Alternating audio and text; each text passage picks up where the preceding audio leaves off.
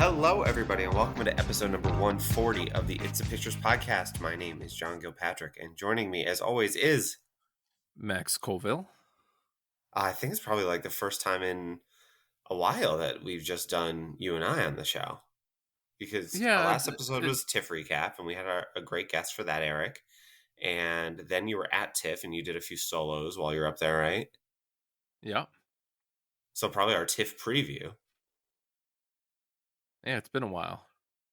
A little while. Just a classic Max and John duo episode. Sounds like a fun time to me, John. It's funny. Yeah.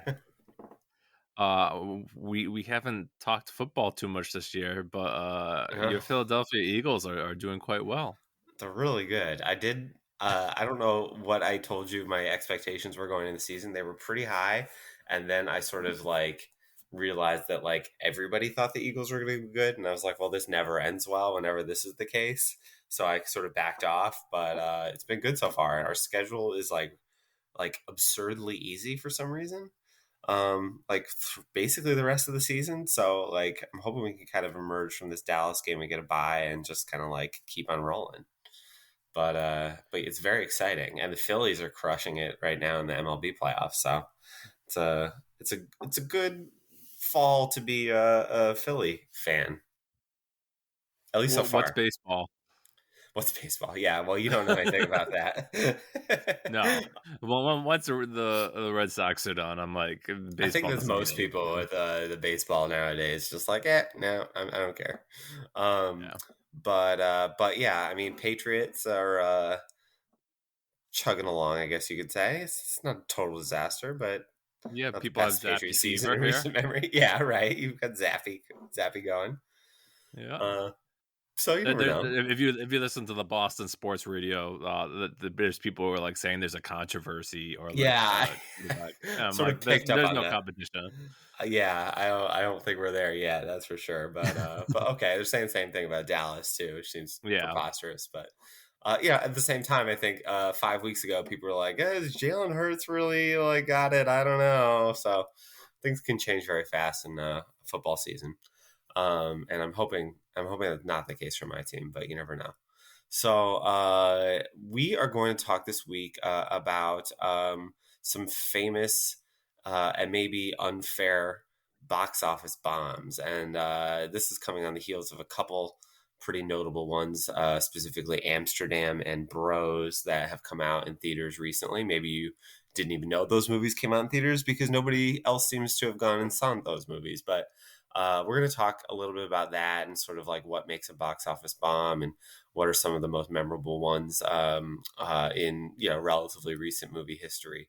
And on top of that, Max has been catching up with some new releases that we can't call bombs just yet, and probably won't because they're fairly well reviewed and well considered in Tar and the Banshees of Inisherin. I don't know if I said that right, but you can correct me later. A smattering of other things. But before we get to all that, we thought we'd take a moment. It's been a little while since both of us recorded a duo episode, and thankfully it's been a little while since we had to do one of these bad news segments of passing of somebody renowned in the film world. But it was Angela Lansbury this week, who passed away, I think, at the age of 96. Well known for Murder, She Wrote, I think, for a lot of people in the television world.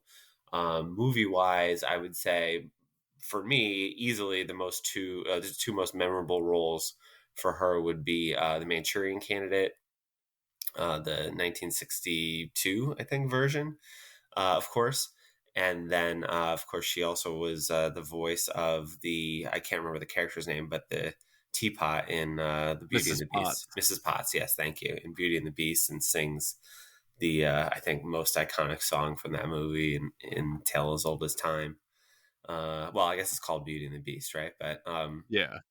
But any I'm assuming you're fond of both of those performances as well, Max. But any I've others? never actually seen the original Manchurian. Oh, haven't you? No. Oh, it's so good. You'd love it. Yeah, I'd like to see that. It's really good. I saw I think I saw the Denzel Washington remake, That's but actually like not a bad movie either, but like the original is phenomenal, and she is the best thing about it, I think. yeah. So I knew her, yes, from Beauty and the Beast, but also from the Disney movie Bedknobs and Broomsticks, which she Oh yeah, was okay, sure, good call. the lead in that, and I was very fond of that movie. It's funny. I watched Gaslight for the first time maybe a year or two The ago, Hitchcock and like movie? Did he um direct that? no, I don't think he directed it. Oh, But she's in it. That's her first like film appearance, and I'm like, I don't think I even recognized her when I saw the movie, and of course that film has legacy in popular culture because people just use, "Oh, you're gaslighting me" as a term. yeah, right. That is directed by George Cukor. So my mistake there, but I've never seen Gaslight, so Oh yeah, that's a really entertaining movie too. It holds up. well, Uh, not just a one-trick pony was Angela Lansbury, and she had a obviously very lengthy life and lengthy career, yeah, but a certainly will be very missed. it's funny too, right, John? Because it's like generations knew her. Hmm. Because like our generation might known her best from Beauty and the Beast, but it's like she had such a large body of work, and stayed relevant for all those years. It's very difficult Yeah, and for like really varied things that people know her for. I mean, you can say Beauty and the Beast and Murder She Wrote in the same sentence for somebody, and one touches like a one generation, the other one another, perhaps. And it's not many people who could say that they have these, I think, really, really memorable and worthy performances or just bodies of work in general that span such a period and kind of, are memorable for so many different types of people. But yeah, that was definitely her. And I think a presence that a lot of people, kind of to an extent took for granted, probably because she was just always there and reliable and good in whenever she would pop up on screen. yeah. So rest in peace, Miss Angela Lansbury, and thank you for the memories. Was she Dame? I think she might have been. I think she was too. Don't quote me on that. Well, we're gonna check. All right, you're gonna check. And I'm gonna She lead us was. into She our was next. Dame Angela Lansbury. Okay, well, I'm There gonna you lead us into our next bit of news, which is Criterion just held its second flash sale of the year. go. Mm-hmm. If you're listening to this now, you missed it, but rest assured, November is coming, Yeah. and Barnes and Noble November is typically coming. has, yeah, Sounds Barnes and ominous. Noble, yeah, Barnes and Noble has their 50% off sale typically around that time of year. So there's plenty of time to pick up stuff that you might have missed, but yeah, I wasn't really like ready for it, John. Like Really? yeah, I didn't like think of like back movies that I really wanted to pick up, and there's been some movies that I've had like on my wish list, so like, oh, I'll get to it next time, and then like next time comes, I'll be like, nah, maybe next time. I keep on pushing it Yeah. off, and but this time I just bought the two new releases for that day, which were David Lynch's Lost Highway and I guess Arsenic and Old Lace is, Mm-hmm. I think, like what's his name, Cary Grant. Grant. Yeah, Yep. Cary Grant is the lead in that one. Yeah, those were I think two of the big ones for October, which is, maybe not the biggest Criterion months, but it's up there in terms of, the kind of quality and quantity of the releases they're putting out. I think typically July and November are the biggest because of the sales, and they know that, those are going to attract a lot of customers. But October for kind of like a horror bend is usually pretty good. And for the last probably 5 years or so, I feel like they've released a new David Lynch movie every October. So this year it was Lost Highway, and I know a lot of people were really excited about that. I didn't pick anything up. Max knows this, and maybe some people listening know, but I am unloading some of my Criterion, so I'm trying not to bring any new ones in right now. Just have too much stuff at our house, and felt like it was a good place to start. So yeah. But I'm sure those are both going to be fun watches for you. And November is definitely going to be a big month with Wally coming and Malcolm X, The Infernal Affairs Infernal trilogy. Affairs trilogy. Yeah, so there's like The 4K In the Mood for Love, my favorite oh movie. yeah, So for sure. That's a big one. So yeah, lots of stuff I think that are going to be staples on people's shelves come November. So that'll be cool.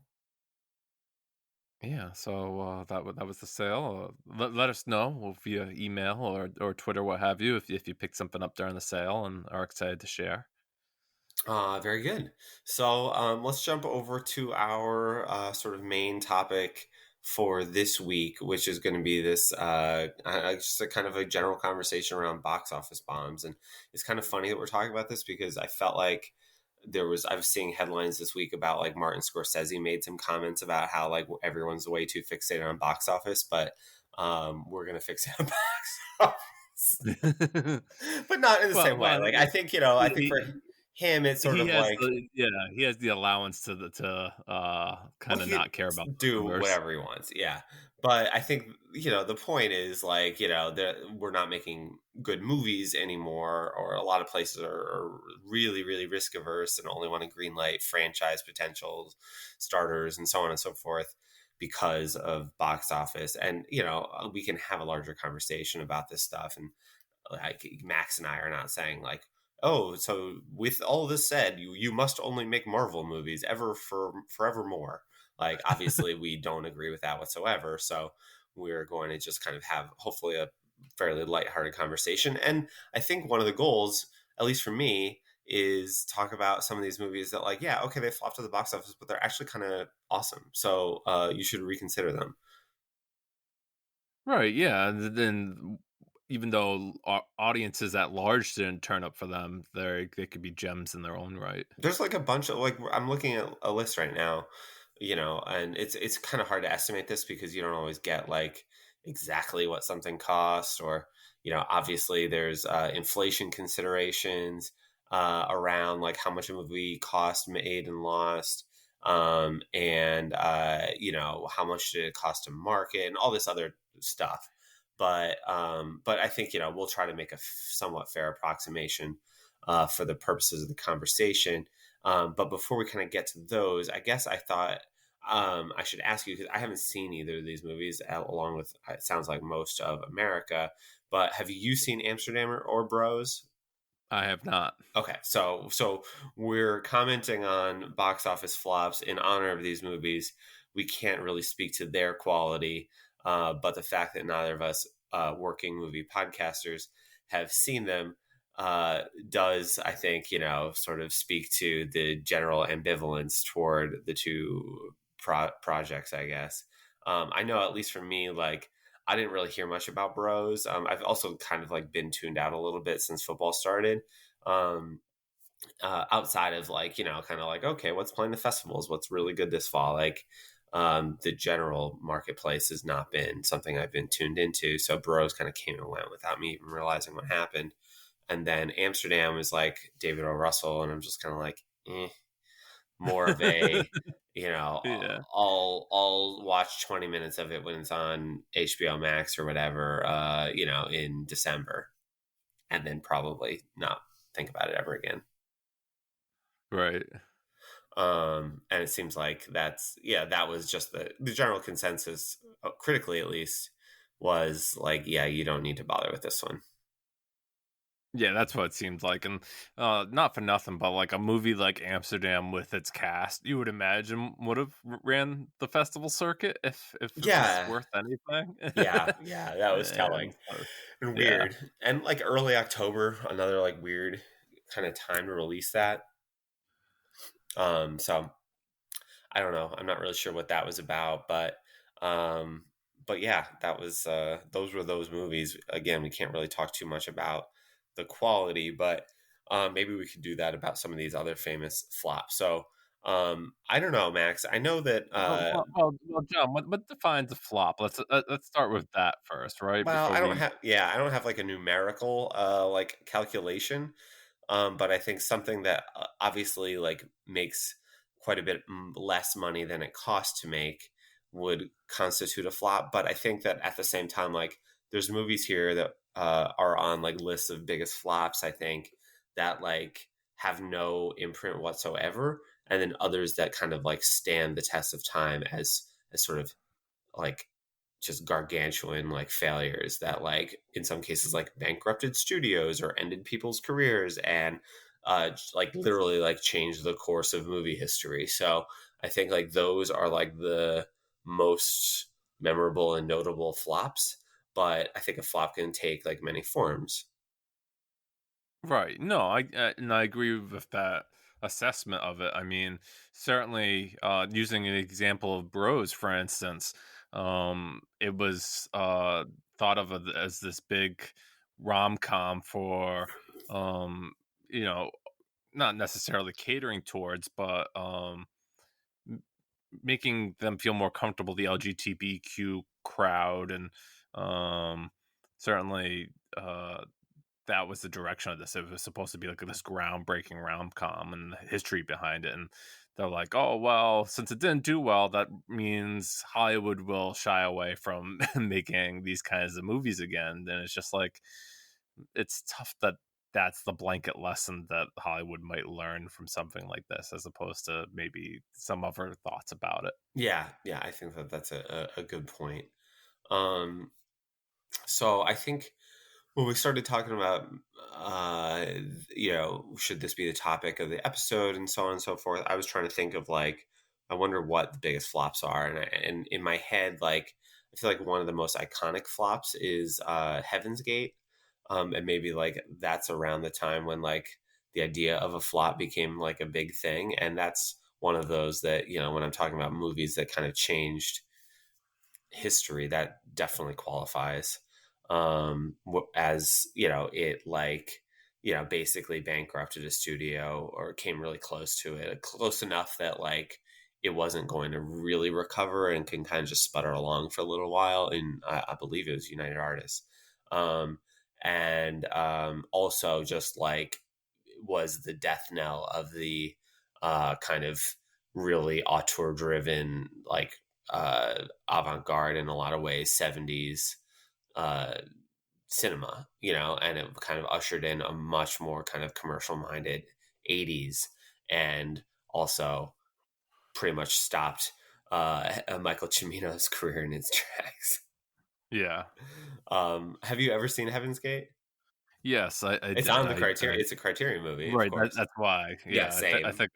I think I bought it and watched it once, and I could see why people dislike it. But then, there is some like I love movies that have this like extravagance about them and like lots of extras and big sets and stuff like that. And Me it's too. certainly, you definitely get that feeling from Heaven's Gate. Yeah, it's the money's on the screen.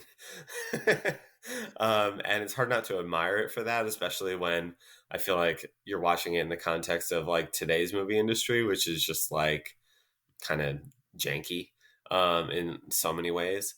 But it is. Right, like when you watch a movie nowadays, you're like thinking to yourself, how many real people do they have on set? And like when you watch these older movies, you're like, those are probably like 99% all real people that they Yeah, got like like hundreds of people together. And what is the stupid Spider-Man movie where they couldn't even go to like a park to film a pretend gravesite, and they had to do it like on a soundstage with CGI, and like this was on location, and like yeah, sure, it sucked that it like killed a business, but also like it's kind of awesome, and I wish that they would just do more of that. right. I don't know. It's complicated, but it is I don't think it's a perfect movie by any stretch, but I think it's like definitely better than its reputation, which is just like, hey, remember that like disastrous like western from back in the early 80s? Yeah. um it's an interesting movie. Right, and I mean, like to your point, there was some of that just a few years ago with the kind of money like Netflix was throwing around, to let these auteurs like kind of make their dream films, and yeah, it didn't help Netflix either. So, Yeah, that's a good point. Like movies that will never show up on these lists include a lot, I think, of direct to streaming type movies. And we just like you can't, obviously they weren't trying to make box office. You can't really quantify it, but how much money they made versus how many people actually watched them, I'd be very curious to hear Yeah. how that breaks down. Yeah, like something like Mank, right? Like Sure, yeah. you that was definitely a passion project that like I don't know, people were definitely somewhat interested in, but like the average Joe, would they turn on black and white Mank? I'd have a hard time believing that. Yeah, agreed. Yeah, so uh we talked about one of the biggest flops, which is what's Heaven's Gate, but it's tough to measure like other flops, right? And like um exactly what's good and what's bad. And John, one that gets a lot of attention as a cult film now, and I specifically remember my experience with it was Pop Star. Uh-huh.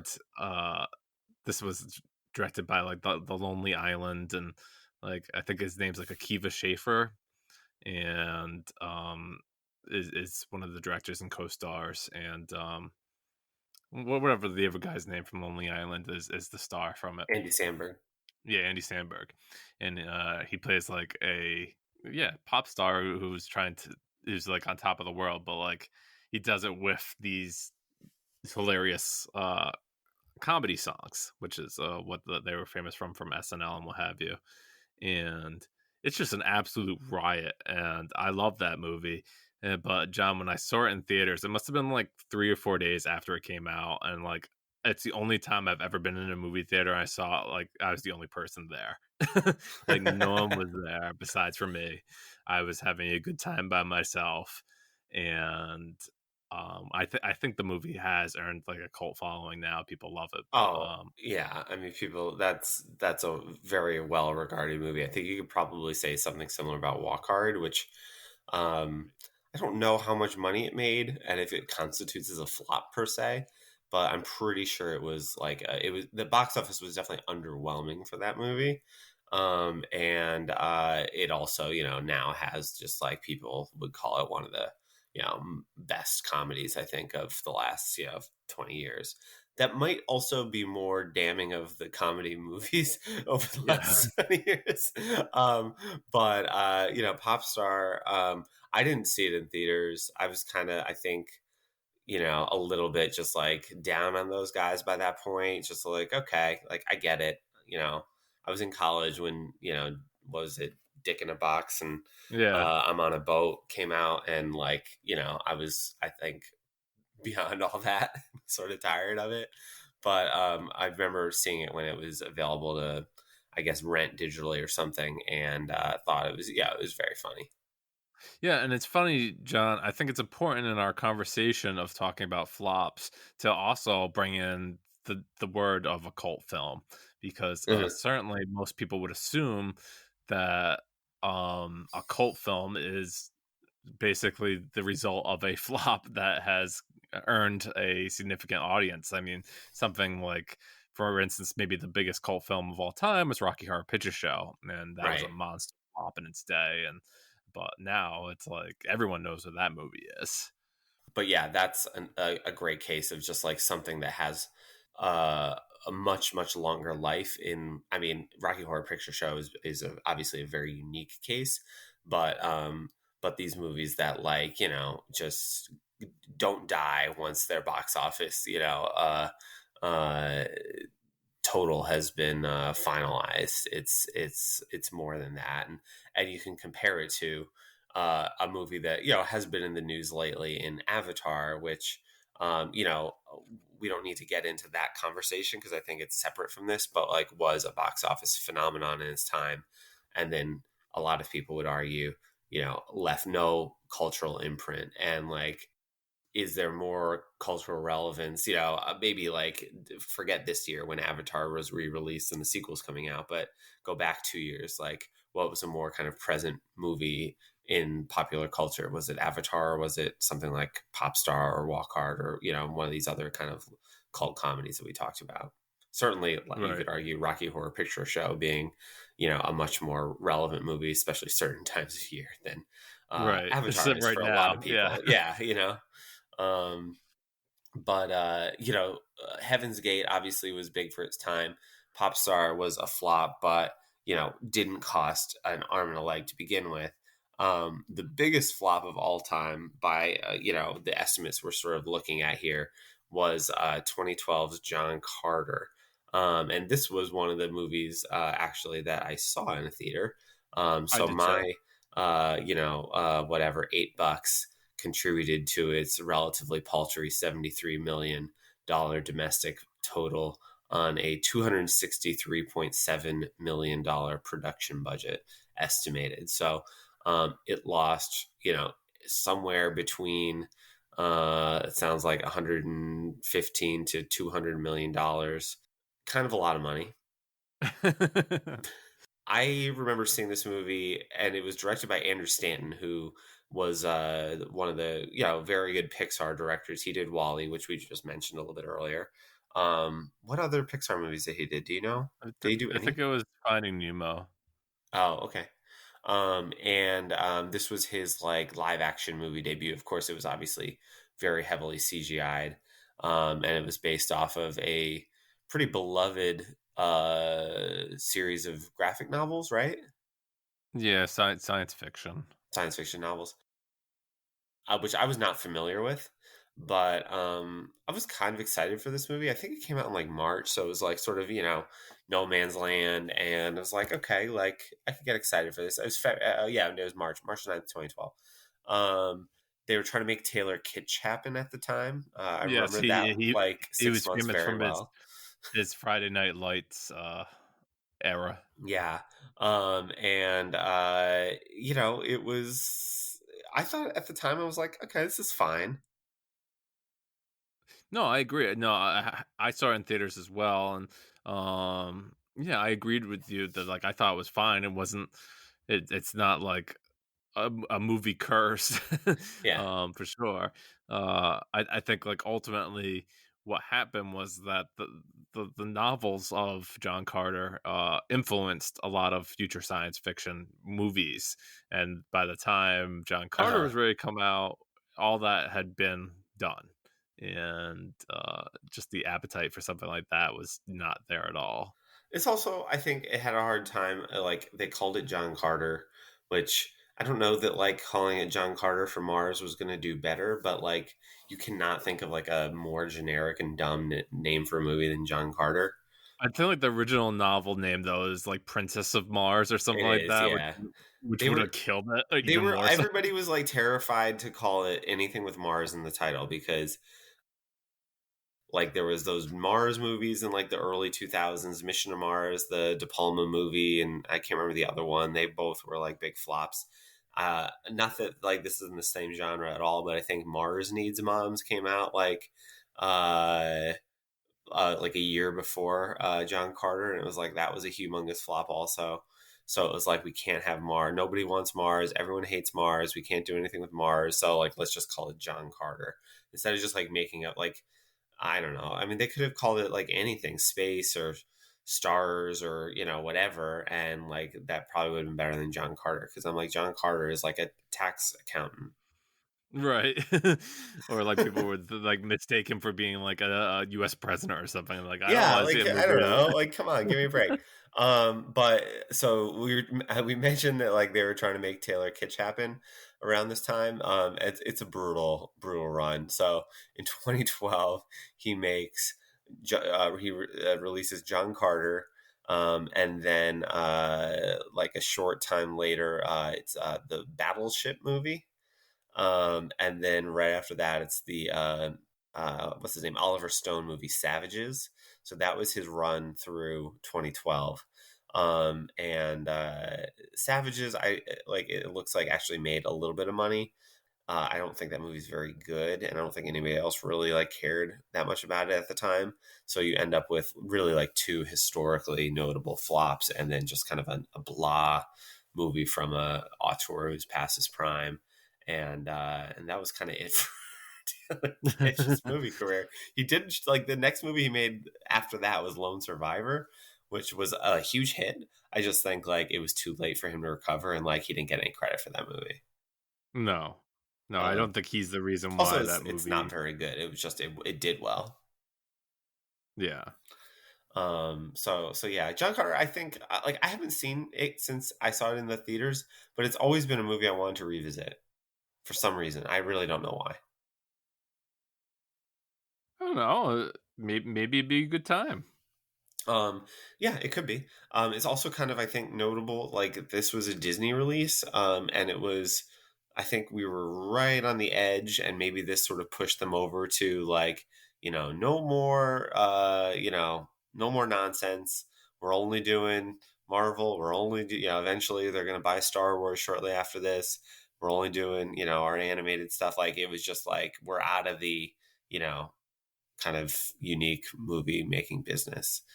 Well, no, And John, they did Tomorrowland eventually, and oh, that maybe one that was wasn't the movie very that good kind of either. did did in like anything original from that place.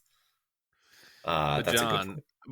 recently we talked about the Mummy series, Oh yeah, and there's probably there's few movies like the Mummy from 2017 with Tom Cruise that sunk an entire cinematic a universe. universe, a whole universe. It's not Yeah, just that's any how bad it universe. It was was. a dark one. Yeah, the Dark Universe. They had like 5 films planned or something, and the box office of the Mummy just absolutely demolished all those plans. Yeah, that was I did watch that movie if you recall in advance of um our conversation on that series. I had never seen it. And it's just abominable. It was so bad. Like John Carter, I think has some fun like elements, and it's funny because actually the Mummy was in the news recently because I think Brendan Fraser had Yes. done some interviews for The Whale, and they must have asked him about it, or I think they asked him about like, oh, we should do another Mummy movie, and he said like, oh, I'm open to Mummy 4, and maybe it came up that the Tom Cruise movie flopped because it was no fun. Yeah, that's And what he he's said. totally right because it really, really is no fun at all. You didn't watch it, What's right? another? No, I did not. The only thing I've seen, I don't know if you saw this, John, but there was like a trailer that they released from Yeah, IMAX that, like, yeah, it doesn't have the right audio, it's and so funny. I watch that all the time. That is the most fun that ever came out of this movie. But yeah, it was rough. Yeah. Did you see the 2019 Cats movie? I never saw Cats. No, that was another Oh, big flop. yeah, but that one's like getting one of those weird cult followings because it's so bad and people laugh that like they play it at midnights now, and like just I could like see have that. people It's a go musical. I and mean, laugh. makes sense. Now, do they play the butthole cut? No, they do not play that doesn't exist. Oh, it does. That was just a like internet rumor. Yes, that was an internet rumor that everyone hoped existed, but it Yeah. doesn't. Another movie on this list that like America really, I think, got out in front of. Like they were like still many years ahead of Hollywood, but The Lone Ranger from 2013, which it had issues at the time, obviously with Johnny Depp playing a Native American character in Tonto, but between Depp and Armie Hammer as It's your like the haunted star and movie. co-star. Yeah, it's just Yeah. like like that one's not getting any play on any streaming service like anywhere ever again. So that again, like maybe America knew something that the rest of the industry just took a little while to catch up on or admit to itself. But that one is I think deserving of its place on these lists. What else, Max? I'm seeing like a few too many appearances by the Wachowski sisters here, which bums me out because Speed Racer was one, obviously, pretty notable flop coming after I think that's what they made right after the Matrix sequels, even though it took many years. And that was a big flop. But then also a number of years later, they did Jupiter Ascending, which was another flop. And then I think some people would probably qualify The Matrix Resurrections as a flop because it didn't make any money or made very little money. But of course, it was also released day and date on HBO Max. So I don't think that qualifies. Yeah, we'll never know how much it could have possibly made. I'd say like 8 billion because it is freaking awesome, and all three of those movies are freaking awesome. But unfortunately, not everyone agrees with me there. What else jumps out? Anything? John, one that I saw, which is in the similar vein to John Carter, would be the Valerian in the City of a Thousand Planets Oh movie. yeah, that was Luc Besson. Yes, Yeah, I and never that saw was that. also it's a movie. Yeah, It's starring leads were Dane I DeHaan know. and Cara Delevingne. I know, Like, I can know. you Dane pick like DeHaan is two? from the area here where I live. I'm like, can Um, you like pick two like more like people don't want to hang out with for 2 hours they were people? trying to make Cara Delevingne as like a leading lady happen there for a while.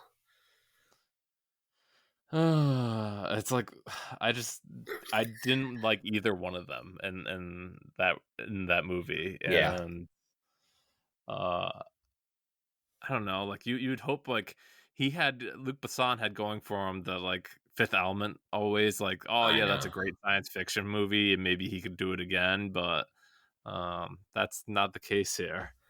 No, no, certainly not. There's a lot of movies here that like I did kind of completely forgot existed, like Pan, which I guess was like that was a Peter Pan kind of like riff, right? Yeah. I don't remember that at all. I definitely didn't see it. There's a lot of like uh attempts at like I think making franchises that just like never like for somewhat obvious reasons like never got going. Like there's a King Arthur movie, Legend of the Sword, which I don't remember existing. There's a Ben Hur remake that came out in 2016, which I completely forgot existed. And it's really funny to see Ben Hur on this list because you see it and you're just like, wait, Ben Hur? And I'm like, oh, yeah, like they You tried ever to been there? reboot one of the like most financially successful movies of all time, and nobody cared. There's a movie on here, John, that will be familiar to video game enthusiasts, and that's Final Fantasy: The Spirits Within. Uh, Famously, the studio who put together was the video games company Square, and after their success of Final Fantasy VII, they wanted to like make a like fully CGI movie, and they spent oodles of money on Final Fantasy: The Spirits Within, and it was just like a monster flop and almost bankrupted the entire company. Uh, Maybe they should have made a Final Fantasy movie on characters that people already knew, as opposed to making an entire new story. yeah, perhaps. There's also, I think, kind of another interesting one here is the Fantastic Four movie from 2015, which I think was that Max Landis. It could have been. It wouldn't be surprised if like every Fantastic Four movie is on like a biggest flop list. Well, yeah, but I think that's part of what's like interesting about it because now it's like firmly going to be in the Marvel universe, and like nobody to date has cared an iota about these characters. And I suspect that's going to change like really rapidly in like what 2025 or 2026. Yeah, that's those fantasy years. Yeah, so that'll be kind of interesting to monitor going forward. It's gonna make as much money in like 3 days as all other Fantastic Four movies ever made combined. Yeah, definitely. So that's where we're at. But yeah, those are some flops. I don't know. Let us know if you like any of the movies we talked Yeah, about, or and certainly when we did our over the summer, we did the summer of '82, John, and like it could be argued like something like Blade Runner never really did well in the theaters, and or John Carpenter's The Thing, like yeah, both of them had extended lives I mean, like thanks to really, somebody. yeah, really good movies don't make money sometimes. It just sort of happens. Like, I was a little bit surprised we talked a little bit about Scorsese earlier, that I didn't see Silence pop up because I know that was Yeah. a pretty expensive movie and also like made $0 at the box Or office. if you think about like another movie like Shawshank Redemption, right? Like people think of that like the greatest movie of all time in some circles, Yeah. uh, and it only became popular because it kept on playing on TNT and VHS, and people came across it and started loving it. So right. So yeah, so I mean, it's certainly like to Scorsese's point to kind of bring this full circle, like box office isn't everything, but sometimes it's kind of like interesting to just see sort of like lists like these and understand, like, maybe see if there's any trends, and if there was anything that, like, why did this movie not work, like why did they put all this money into it, and why did, like, the audience just completely reject the premise. And sometimes it's easy to explain, and other times it's a little bit more confusing, but this was good. We'll see what where Amsterdam, I guess, ends up, because I would assume Bros didn't really cost that much money, even though it didn't do well. But Amsterdam was a pretty expensive movie, um, so I'll be curious to see kind of where it closes its run at, and what happens from there. But before we get to what we've been watching, we'll let you know how you can follow us on Twitter. Our podcast is at It's the Pick Pod, and Max, you're at MH Colville. You can also like us on Facebook. Just search for It's the Pictures, and you can do the same thing on Apple Podcasts or any other podcatching app. While you're there, please leave us a review. 5 stars will help other people discover and enjoy the show. You can also send us an email at itsthepictures@gmail.com with your favorite movie flops, your favorite Angela Lansbury roles, your Criterion flash sale pickups, what you've been watching lately, whatever's on your mind. You can also follow us on Letterboxd. Just search for It's the Pictures there and keep up with what we've been logging. And we also have the It's the Pictures newsletter at itsthepictures.substack.com. What's been cooking over there, Max? Yeah, I do a monthly, like, what I've been watching. So I did a post on that and shared some links. And more recently, I did a look at some of the new releases in the horror genre that are coming out in October. Some of them I've received personally, review copies, and I wanted to make sure to shout them out on the newsletter and here. Specifically stuff like Poltergeist, The Lost Boys, and Bram Stoker's Dracula in 4K. Also, I've received the Criterion Eve's Bayou that comes out later this month in October, and having seen that film before, I'm eager to check it out fully, and it's a new restoration, and I recommend all 4 titles to anybody who's interested in horror. Cool. Very good. So I guess we can do what we've been watching now. I haven't seen all that much. Like I said, I've really just kind of been pretty glued to the Eagles.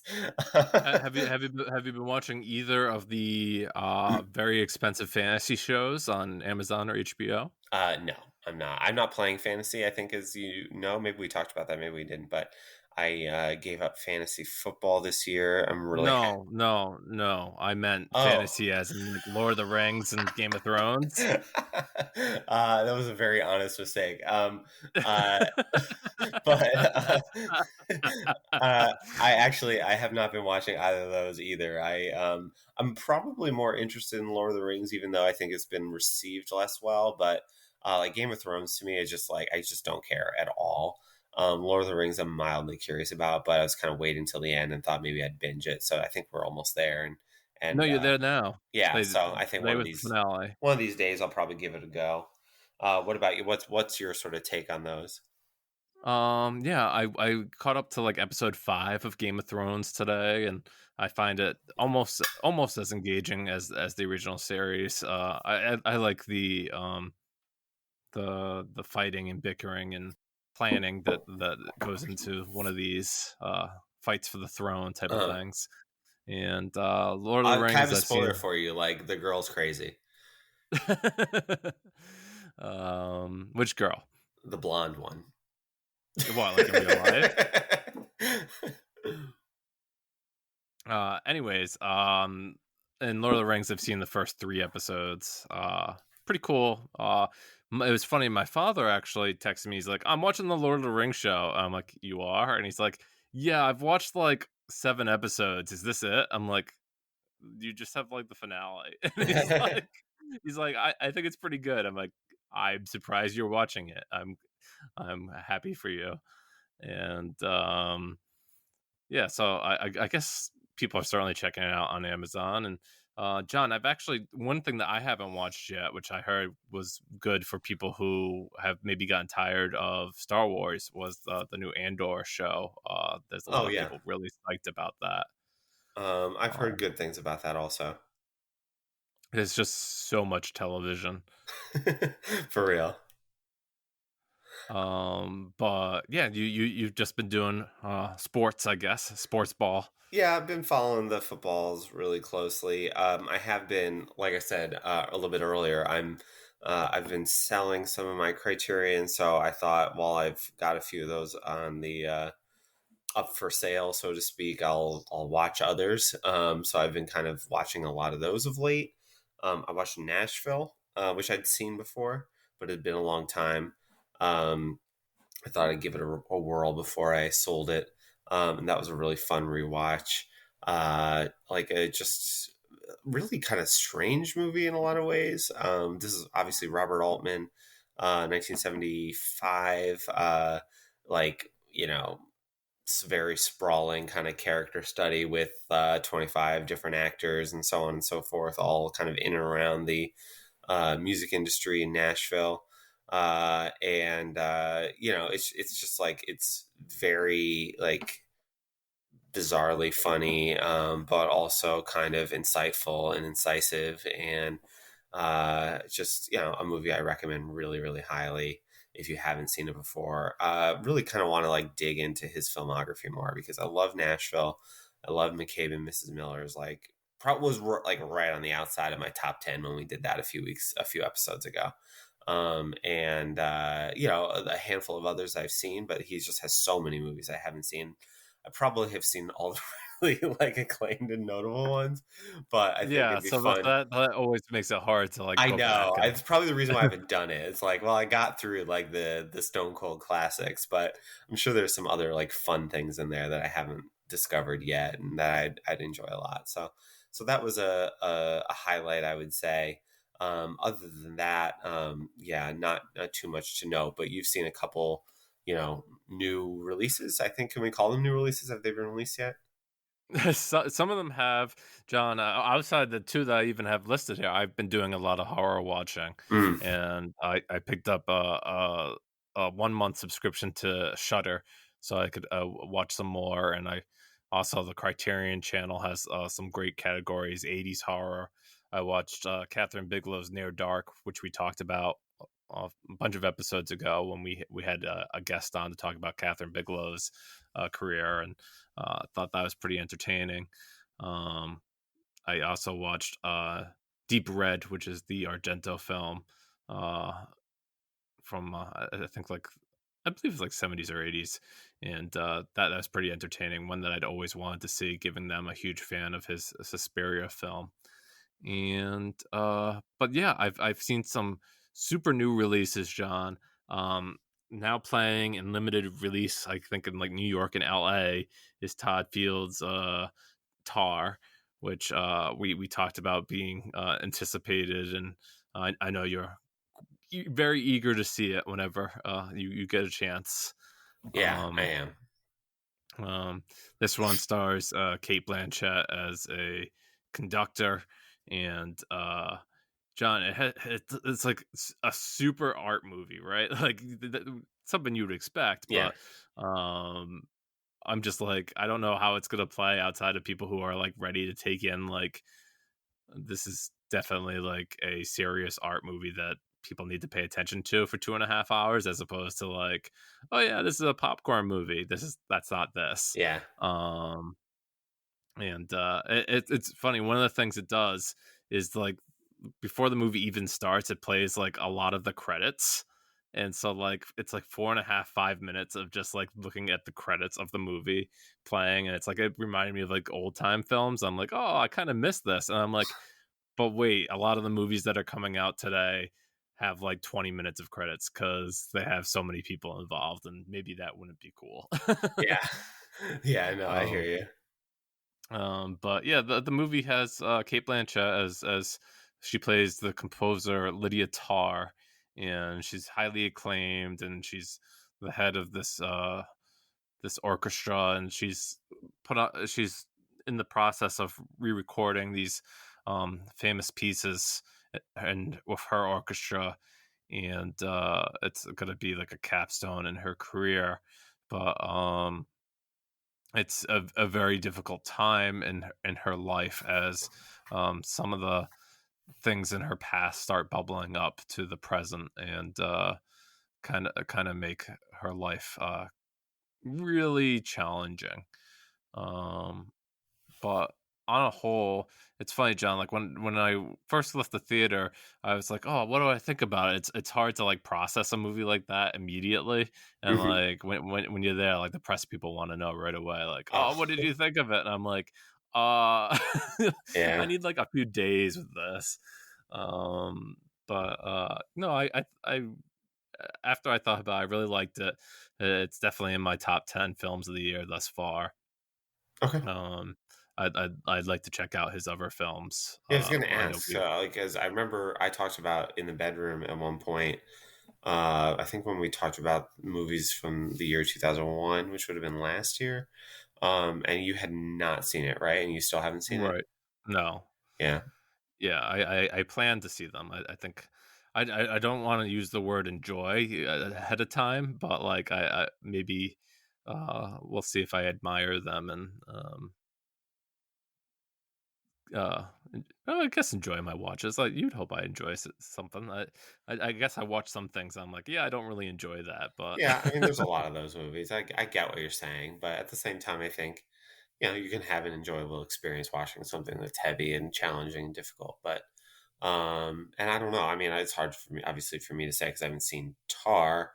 I saw Little Children a couple times, I think, like around the time it came out. But it's been a long time since I've seen that movie. And it is out there for sure.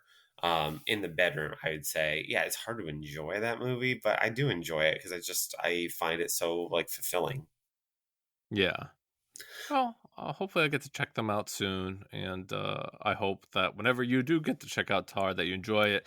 It's funny. It's like you think a drama like this wouldn't really benefit from seeing it in a theater, but I did enjoy the theater experience on it, especially hearing the orchestra come in and play loudly. And um, I'm a fan of classical music in general, so that certainly helped my enjoyment of the movie. Yeah, yeah, no, Uh, that's cool. The other one saw was another one that I was very eagerly anticipating. I went up to Boston to see it the other day, and that is The Banshees of Inisherin. And that's the new movie with Colin Farrell and Brendan Gleeson. You might know Brendan Gleeson because he just hosted SNL. He was I know joking him. like, Yeah. yeah, he was joking during his opening monologue that like, oh, you might not recognize me, but you definitely know me from being in things. Uh huh. That's Yeah, funny. and he's like, "Oh yeah, I was in Harry Potter and I was in Paddington too." And he's like, he's like, "You definitely have seen me." And but the film is really funny in a way. It's another like kind of dark comedy. Comes from the director of In Bruges and Three Billboards, and it has Colin Farrell's character kind of like they're living on this Irish island right off of Ireland, I imagine, and they are best friends, and like there's not much to do there, right? You get together, you go down to the pub, and you have a drink, and you spend your days.